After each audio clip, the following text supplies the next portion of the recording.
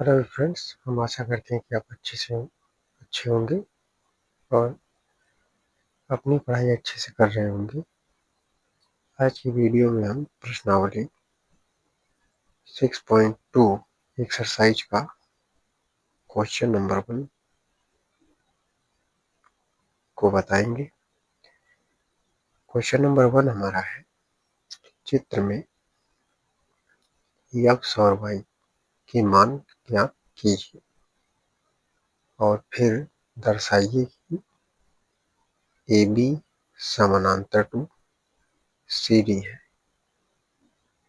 यहाँ हम देख सकते हैं कि हमें एक चित्र दिया हुआ है जिसमें एक रेखा AB दी हुई है और इसके समानांतर एक दूसरी रेखा CD है जिसे एक तिर्यक रेखा काट रही है और यहाँ हमें x और y के मान बताने हैं।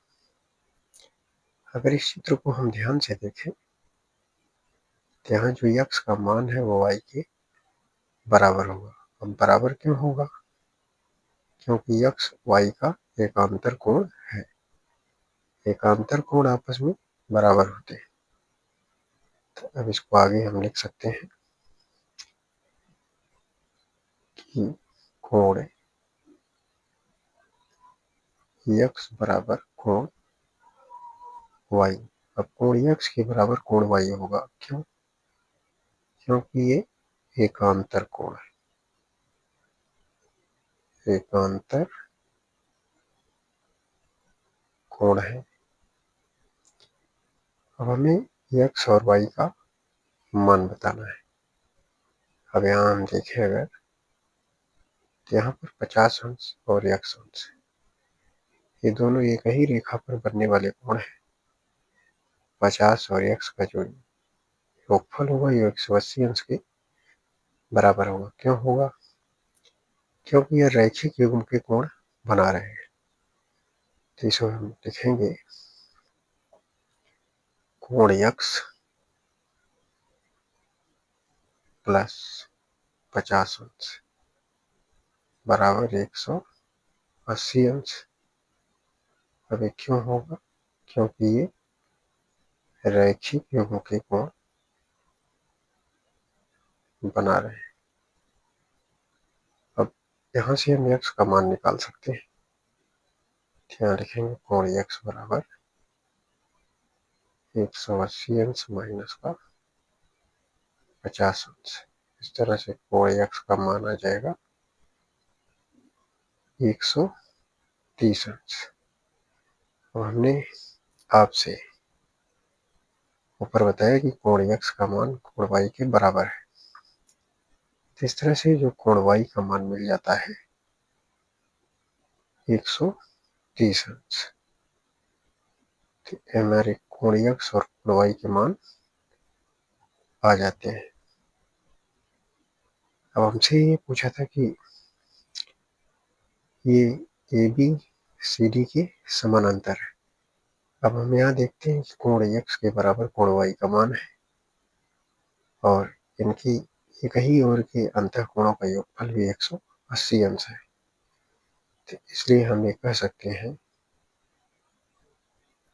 AB समानांतर टू CD है। AB समानांतर टू CD है। ये बात हमारी सिद्ध हो जाती है और क्वेश्चन नंबर 1 हमारा सॉल्व हो जाता है। अब हम चलते हैं इस प्रश्नावली के क्वेश्चन नंबर 2 पर। क्वेश्चन नंबर 2 हमारा है, चित्र में यदि AB समानांतर टू CD और CD समानांतर टू EF हो और Y अनुपाते Z बराबर 3:7 है तो x का मान ज्ञात कीजिए। अब हमसे एक बार चित्र को देख लेते हैं। यहाँ देखिए एक AB लाइन है, दूसरा CD है, तीसरा EF है। तो इसने कहा है कि AB समानांतर टू CD हो। AB समानांतर हो सी डी की और सी डी समानांतर हो ई एफ के, और वाई अनुपाती जेड दे रखा है जिसका मान दिया है 3:7, और एक्स का मान हमसे पूछा है। यहाँ अगर हम देखें तो वाई का मान कितना मिल जाता है, वाई का मान मिल जाता है 3, और जेड का मान मिल जाता है 7।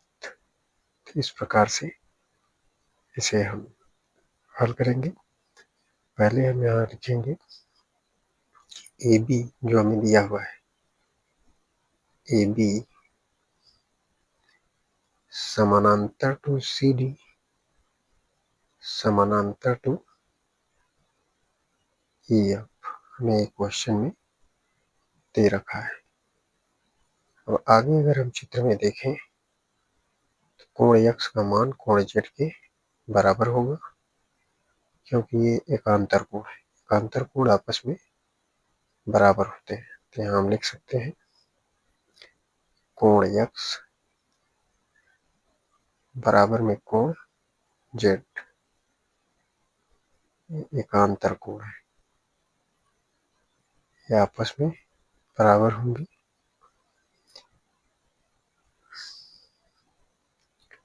अब इस तरह से जो y और z का मान हमें मिला है, y का 3 और z का 7, हम इसे मान लेंगे y बराबर 3a तथा z बराबर 7a, इस तरह से मान लेंगे। और आगे हम देखते हैं जो x और y का, जो x और y का हमें योग मिलेगा वो 180 अंश के बराबर मिलेगा। क्यों? क्योंकि यह अंतःकोण है, रेखा की कई ओर के अंतःकोणों का योगफल 180 अंश होता है। तो हम यहाँ लिख सकते हैं x प्लस वाई बराबर 180 अंश। अब 180 अंश के बराबर क्यों है? क्योंकि ये अंतः कोण है। अब हमारा जो x था वो z के बराबर था, तो हम x की जगह पे लिख सकते हैं z प्लस वाई बराबर 180 अंश। और यहाँ पर आगे जो हम मान लिख रखे हैं, z का मान था 7a, तो यहाँ रखेंगे 7a प्लस y का मान 3a बराबर 180 अंश। इस तरह से हम जोड़ते हैं तो आ जाएगा 10a के बराबर, जो भी 180 अंश हो जाएगा। अब a का मान निकालेंगे, यहाँ से मिल जाएगा 180 अंश बटे में 10। अब अगर इसे आगे सॉल्व करते हैं तो आ जाएगा 18 अंश, यानी a का मान मिला 18 अंश, a का मान 18 अंश आ जाता है। अब हमें बताना है एक्स वाई जेड के मान। तो एक्स का मान हमें कितना मिलेगा देखते हैं। तो यहाँ पर y बराबर हमने जो मान रखा था 3a, अब a की जगह पर हम रख देंगे 18। तो ये कितना आ जाएगा, 18 3 54 अंश, y का मान मिल जाता है। अब इसी तरह से हम z का मान निकालेंगे। तो z बराबर हमने मान रखा था 7a, तो इसको हम कर देंगे 7 और 18, यानी कि आ जाएगा 126 अंश, 126 अंश आ जाता है। अब हमारा z जो था वो x के बराबर था, तो यहाँ लिख सकते हैं z बराबर x। ये भी x का मान भी कितना मिल जाता है, 126 अंश। इस तरह से हमारा जो x y z का मान था वो निकल के आ जाता है और क्वेश्चन पूरी तरह से सॉल्व हो जाता है। अब हम चलते हैं क्वेश्चन नंबर 3 पर। क्वेश्चन नंबर 3 यो हमें दिया हुआ है। इसमें कह रहा है कि चित्र में यदि ए बी समानांतर to C D, E F लंब हो सी डी पर और कोण जी ई डी बराबर 126 अंश दिया हो। कोण जी ई डी 126 अंश, 126 अंश होगा तो कोण ए जी ई, कोण जी ई एफ और कोण एफ जी ई ज्ञात कीजिए। तो एक बार चित्र हम देखते हैं। यहाँ हमें एक रेखा दी हुई है ए बी, और ए बी के समानांतर है सी डी, और जो ई एफ है ये सी डी के ऊपर क्या है, ये लंब है। और हमें कोण जी ई डी का मान 126 अंश दिया हुआ है। तो हम देख लेते हैं कोण जी ई डी, यानी कि हमें पूरा मान यहाँ लिख देते हैं। ये पूरा मान हमें दे दिया 126 अंश, इतना दे रखा है। अब हमसे कोण ए जी ई का मान पूछा है, यानी कि हमसे ये कोण ए जी ई यानी ई वाला कोण हमसे पूछ रखा है। तो कोण ए जी ई का मान कितना आएगा, अगर हमें देखें चित्र के अनुसार, तो जो कोण ए जी ई है वो कोण जी ई डी के बराबर होगा, क्योंकि ये आपस में एकांतर कोण होंगे, और एकांतर कोण आपस में क्या होते हैं, बराबर होते हैं। तो यहाँ हम लिख सकते हैं कोण ए जी ई बराबर कोण जी ई डी हो बराबर होंगे। क्यों, क्योंकि ये दोनों एकांतर कोण है, एकांतर कोण है। इस तरह से कोण ए जी ई बराबर मिल गया। और जो कोण जी ई डी का मान था वो कितना था, जी ई डी का मान था 126 अंश, कोण ए जी ई का मान मिल जाता है 126 अंश। एक कोण का मान में मिल जाता है 126 अंश। अब जो हमसे आगे का जो कोण पूछ रखा है वो पूछा है कोण जी ई एफ, जी ई एफ का मान कितना होगा। इसका मान निकालने के लिए हम लिखेंगे कोण जी ई डी के बराबर। तो कोण जी ई डी के बराबर हम लिख सकते हैं कोण जी ई एफ प्लस कोण एफ ई डी, जी ई एफ प्लस कोण एफ ई डी, कोण जी ई डी के बराबर हम इसे लिखेंगे कोण जी ई एफ प्लस कोण एफ ई डी बराबर होगा कोण जी ई डी के। तो यहाँ देख सकते हैं आप कोण जी ई डी में दोनों कोण आते हैं, कोण जी ई एफ प्लस कोण एफ ई डी। कोण जी ई डी का मान कितना है 126 अंश, और जो कोण एफ ई डी का मान है वो यहाँ 90 अंश दे रखा है, जो कि लंबवत है ई एफ। तो यहाँ हम लिख सकते हैं कोण जी ई एफ प्लस यहाँ 90 डिग्री बराबर कोण जी ई डी का मान था 126 अंश। तो यहाँ से हम कोण जी ई एफ का मान निकाल सकते हैं। कोण जी ई एफ बराबर 126 माइनस 90। तो इस तरह से कोण जी ई एफ बराबर मिल जाएगा, यहाँ आ गया 6 और 12 में से 9 जाएगा 3 यानी 36 अंश।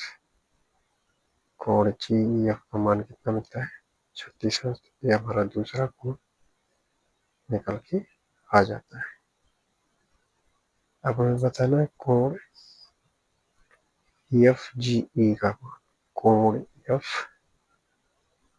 FGE ज्ञात कीजिए। देखते हैं कोण FGE हमसे पूछा है। कोण FGE ज्ञात करने के लिए FGE निकालेंगे तो यहाँ देखेंगे तो कोण FGE और कोण AGE दोनों एक ही रेखा पे बनने वाले कोण होंगे जो कि रैखिक युग्म कोण होंगे। तो हम लिख सकते हैं कोण AGE प्लस कोण FGE बराबर 180 अंश। तो ऐसा हम लिखेंगे कोण AGE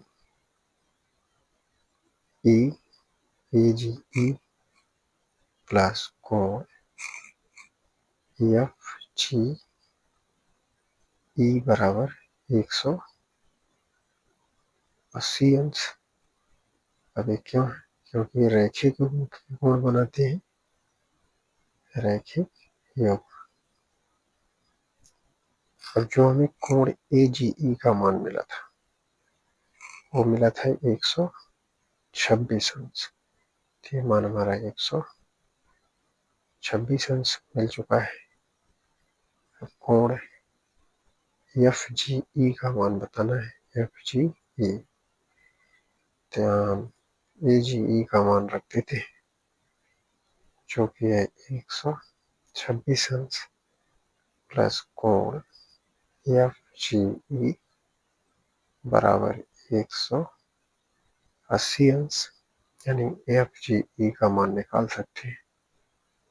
कोण FGE बराबर 180 अंश माइनस का 126 अंश।